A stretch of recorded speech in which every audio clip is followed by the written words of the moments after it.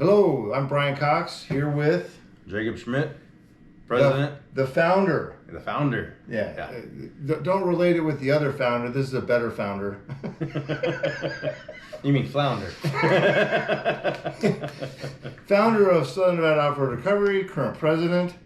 And it's cool to do a video with them. Didn't really think about that on the horizon, but here we are. This is a cool recovery. Yeah, I thought it was pretty nice having our guys go out there and helping these people out. So there we got 3 rigs heading in. We got Bryan Corsetti, we got Dave Sobel, and Luke Deldoeuille. I know he's probably said that wrong, Luke. I apologize. Luke's a great addition to our team. All 3 of these guys, I think, are kind of new. I think they're all within the last year. All within the last year. But these guys all came in with a lot of experience, and together they make a great team. They're moving up through the ranks pretty good. Yeah, absolutely. As you can see, going into Boxcar Cove, that was just after Hurricane Hillary, correct. And they pull in, and if you notice, there's another RV next to them that's also stuck. Right there. And it looks like, maybe they should have just gone over and pulled that guy out or just come back later. Right now, they're anchored up correctly. They got, looks like Corsetti's Jeep there, the Gladiator. It looks like, who's anchored? I don't recognize that one. But they're doing a double line pull. Yes. And so, it's easy to sit back and to, armchair quarterback it, but they estimated the load at under 20,000 pounds for a double line pull. And I think it was probably more. And it's probably around 24,000. Yeah, that's what I estimated using safe. Now, yeah, so I estimated it looking at the video, but I wasn't on the ground. So, and I used the Safe Extract app. That's what the app looks like there on the bottom of the screen. And estimating 24,000 pounds, what you want to do is you want to start with that load and work backwards to your winch. So if you estimate a 24,000 pound load, you break it down to generally 2 straps on the frame. That's a RV's a camper on frame build. They still are, thank goodness. And then you need a pulley block that can take 24,000 pounds working load. That splits to 2 lines, each gonna have 12,000 pounds. Very manageable there. It goes to another pulley block. It's gonna manage 12,000 pounds, going down to 2 more lines, 6,000 pounds each.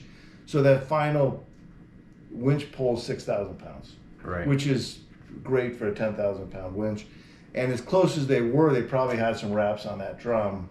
We had another video on that and explaining how much power you lose unless you're at the final wrap. Now, of course, the weak link on this whole thing is that 24,000 pound absolutely pulley block. That's a lot of load, and just for one pulley. It is. And I think, most pulley blocks are all built for 20,000 pounds, whether they're labeled correctly or not. But once you get over 20,000 pounds, you're putting a lot of force on that one.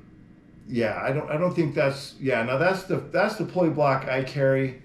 That's a Safe Extract pulley block, working load limit at 30,000 pounds. I think the minimum braking strength's at least 60. Right. So that's a special piece of equipment I carry if I was gonna rig that. But there's a way to avoid using that, and it's what they did. They did the double line pulls, and rather than having a special pulley block to take 24,000 pounds, they just had 2 pulley blocks, each taking less than 20,000 pounds. Here, each one's going to take 12,000 pounds, very manageable, and that's going to split down to each line's going to take 6,000 pounds, so that each winch is only pulling 6,000 pounds, which is ironically the same pull as the Spanish burden. Yep.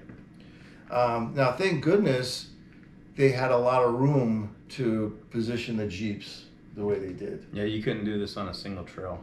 No, you get up to Rocky Gap, you don't have this option. Any kind of small trails that we have around here in Vegas. Yeah, so thank goodness they were in a spot they could spread out and distribute it. So here they are, they're just gonna re-rig. They got a couple of spectators there, that's okay. We'll get them moved out to a safe distance once they get pulling. So these guys, the first try didn't work out, but that's what they estimated. Meyer loads and the resistance is estimated. Correct. And it's not a criticism of them that they estimated lower. Obviously they tried to make the pole and it just was too much load for what they had. And it looks like they did dig out the front tires. I'm guessing they did the rear tires as well, so it make it load a little bit easier as they pull it out. I'm seeing a shovel on the right. Okay. Oh yeah, there it is. So there's Luke there on the left, and then we got that's Dave Sobel tying off, and then no, that was Corsetti connecting, and Dave Bryan. Sobel was standing up. Yeah. We got some spectators back there in the back. Got the RO getting into the there's our RV. guy. So here we're connected, and it's going to go twice as fast as Spanish Burton. Right. But it's still a double line pull, and so it's going to take a little bit of time here. As long as both winches are the same ratings, it should be a nice pull. I didn't think about that. I think you got to have at least two 10,000 or two 12,000 matched up. Right. Yeah, you're right. And there they are. It's moving. They get it out. They get it moving. Slowly but surely, they're gonna make it. And I counted 2 other campers that RVs look just like that at the same time. I don't know if they pulled the other ones out or. I don't know if we ever got a call for those. I wonder if they're still out there. Maybe there's. Well, hopefully not. Hopefully they got out okay. And this was a great recovery and a little bit a little technical. They did a good job. They did a great job. That's a great team we got there. And they're still moving. There we go. Yeah. Hats off to the team for the great job they did. Congratulations. Yeah, we got another them. successful recovery. We got them out. Everybody came home Yeah. off 10 fingers and 10 toes.